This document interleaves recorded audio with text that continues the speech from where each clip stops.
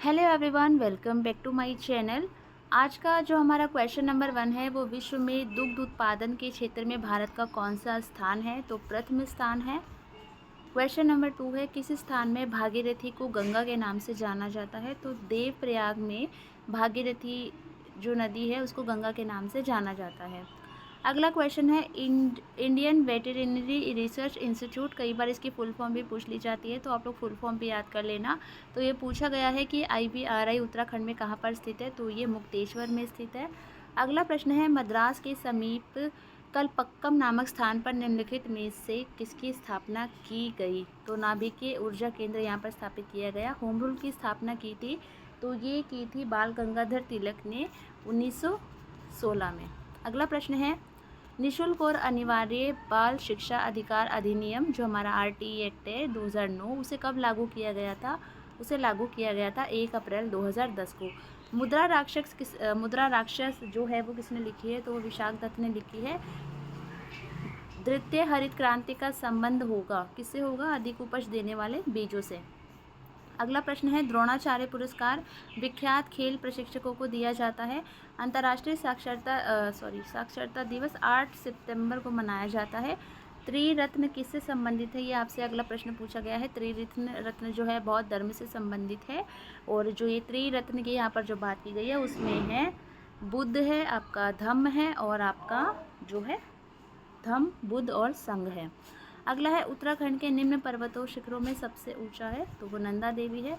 बिजली की चमक हमें पहले दिखाई देती है, उसके बाद हमें आवाज़ सुनाई पड़ती है। इसका कारण आपसे पूछा है। तो इसका कारण है कि प्रकाश की किरणें ध्वनि तरंगों की अपेक्षा अधिक वेग से चलती है। पंचायती राज के त्रिस्तरीय ढांचे में कौन शामिल नहीं है। तो ग्राम सभा इसमें शामिल नहीं है, बाकी के 3 शामिल है। चंद्रगुप्त मौर्य के बाद मौर्य साम्राज्य के शासक कौन बने, बिंदुसार।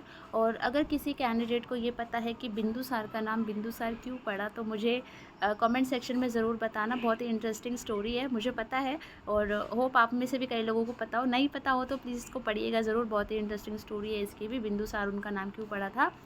अगला है, स्कंद पुराण में गढ़वाल के लिए प्रयुक्त नाम है। तो वो है केदारखंड। पेन ड्राइव है एक स्थिर द्वितीय भंडारण एकक। निम्नलिखित में से किसकी गति वायु में सबसे तेज है। तो प्रकाश की गति वायु में सबसे तेज है। गायत्री मंत्र लिया गया है ऋग्वेद के 3 मंडल से।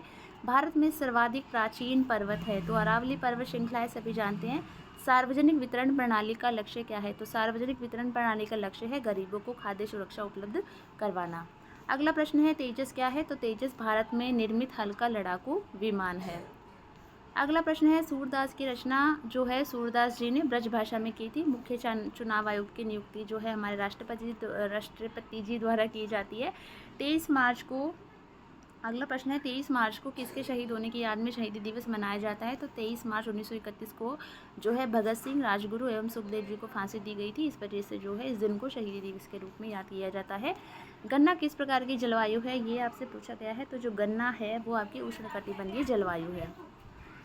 भारत के इतिहास में 13 अप्रैल 1919 क्यों प्रसिद्ध है। तो जलियांवाला बाग हत्याकांड के लिए जो है ये दिन प्रसिद्ध है।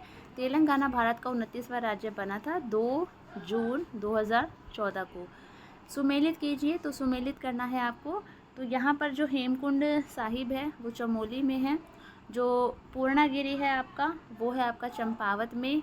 उसके बाद सरोवर नगरी आपका नैनीताल, झंडा मेला आपका देहरादून।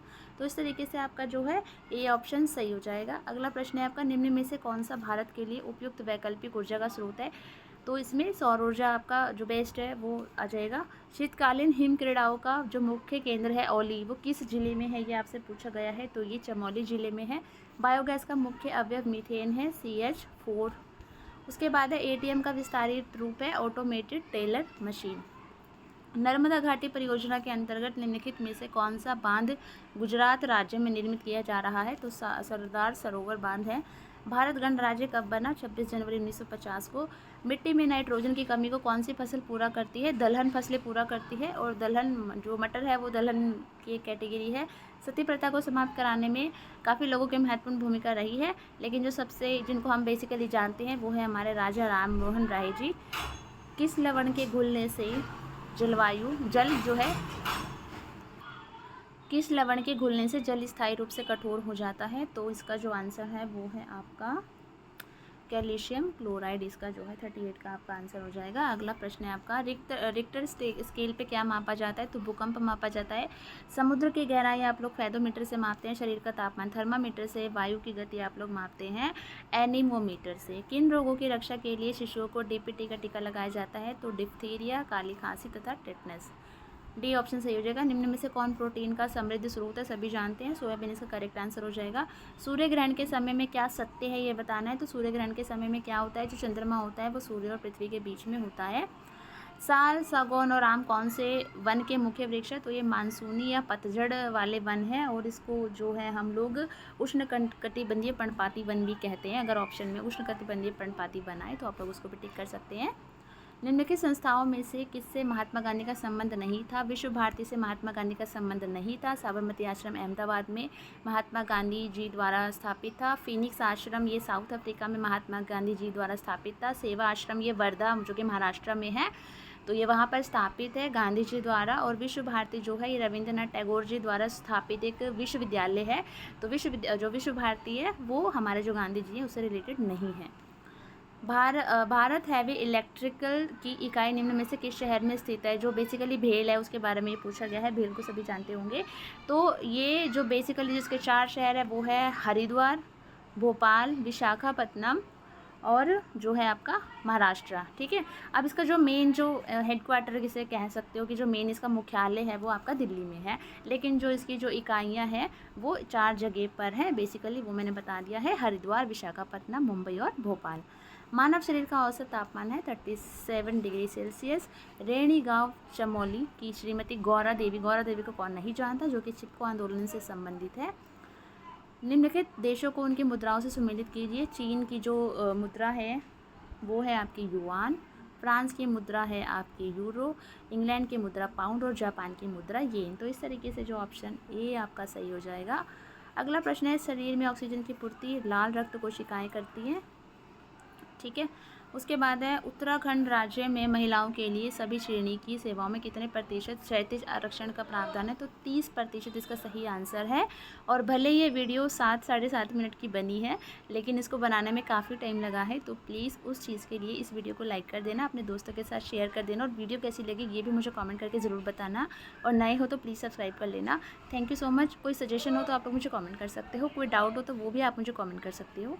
Thank you.